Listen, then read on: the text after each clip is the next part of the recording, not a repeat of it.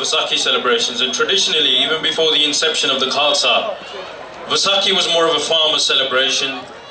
It was when the crops were sown and harvest.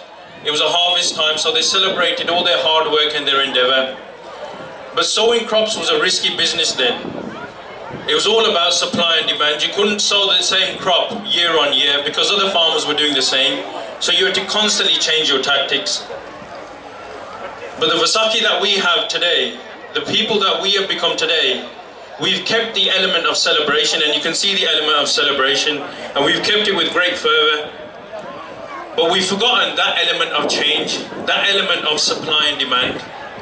How many Vaisakhis have gone by since 1984, and we are using the same tactic year on year to get some element of justice? We have been knocking on the door of 10 Downing Street. Every Hyde Park, we are there in London demanding some element of justice.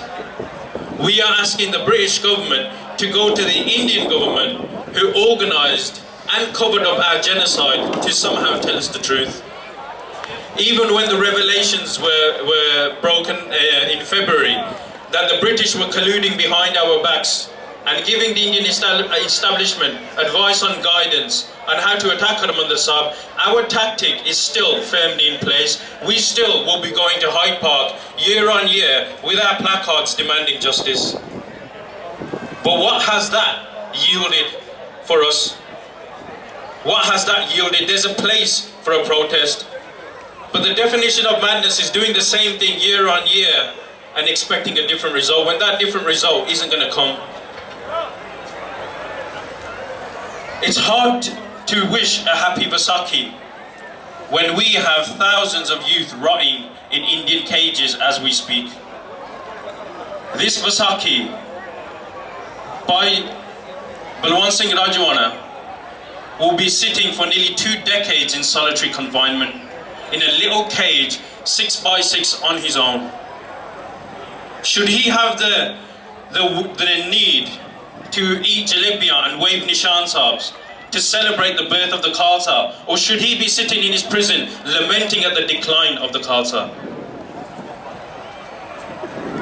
Should Professor Davinder Pal Singh Puller and Jagtar Singh Hawara celebrate their Vaisakhi, or should they be wondering why 20 million Sikhs around the world cannot release them from illegal detention?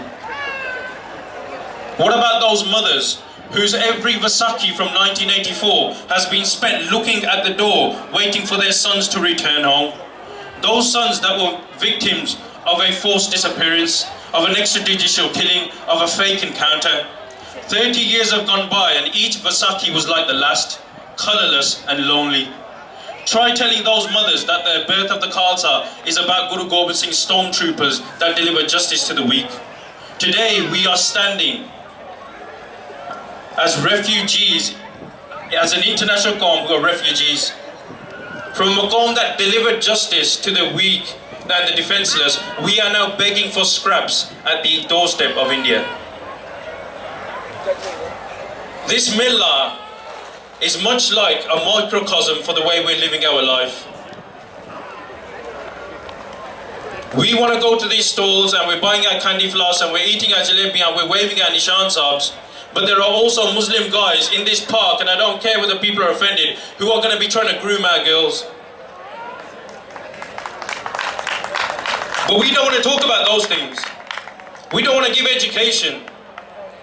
And the microcosm is this: we'll be busy chasing the dollar, trying to save £50,000 for our daughter's wedding without spending any time with her, without educating her on anything about morality and Sikhi.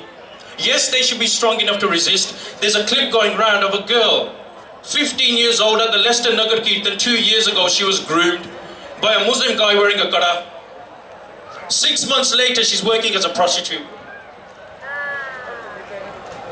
And what do we want to do? We want to fight each other over jatebandis. We want to fight each other over maryada. We want to fight each other over whether we should eat langar on the floor or on the chairs.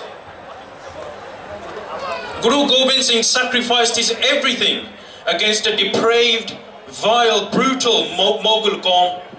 a Mughal dynasty, sacrificed everything for the Panth, and now our battles are within the Panth and nowhere else. Punjab has got the highest suicide rate for farmers. More than 20,000 farmers have committed suicide.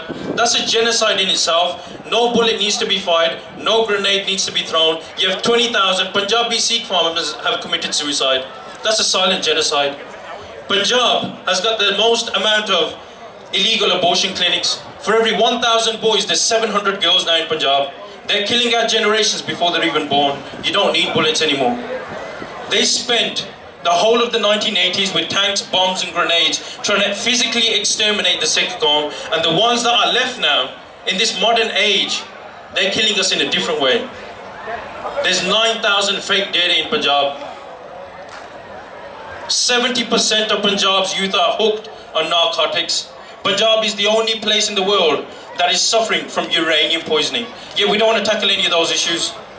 All of our issues we want to keep in the Panth, keep amongst each other. So if anything we got to take from this Vaisakhi, if we're going to take anything, is that we need to rise again. We need to stop building bricks on Gurdwara. We don't need any more bricks on Gurdwara. We don't need any more marble on Gurdwara. Try building the character of your youth.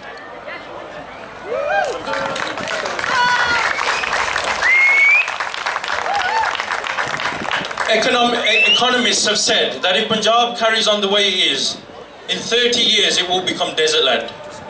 Not a single child, not a single crop will grow, and a physical nucleus of Sikhi will fall.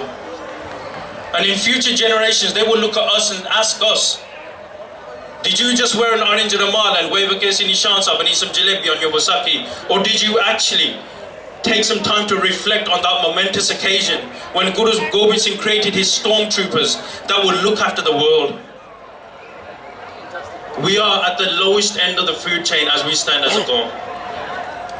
We are remembering those Panj Pyare who gave their heads 300 years ago, but nobody wants to remember those Surme that gave their heads 30 years ago, like Sant Janev Singh Khalsa Pindarawale. You cannot pick and choose which element of Sikhi that you want. No one created a new version of Sikhi in the 80s. That wasn't terrorism. If that was terrorism, then Baba Deep Singh defending Harmandir Sahib, well, he was also a terrorist. So if anything we take, there are solutions, and we've got a YouTube channel called RajoanaTV where a lot of our videos, you can see bite-sized videos in English on some of the problems that we face and the solutions. But the solution is glaring. People often say to me, Sahib, you're giving us the problems, what are the solution? Guru Nanak Dev Ji's timeless principles of Kirt Karni, Vand Shakna, Naam Japna, looking after the world as universal soldiers, that's still ingrained in our blood. And so is Guru Gobind Singh's armed military wing that was created in 1699. That system, Guru Nanak Dev Ji's principles and Guru Gobind Singh Ji's armed military wing, that needs activating today, not celebrating. Vaheguru Ji Ka Khalsa, Vaheguru Ji Ki Fateh.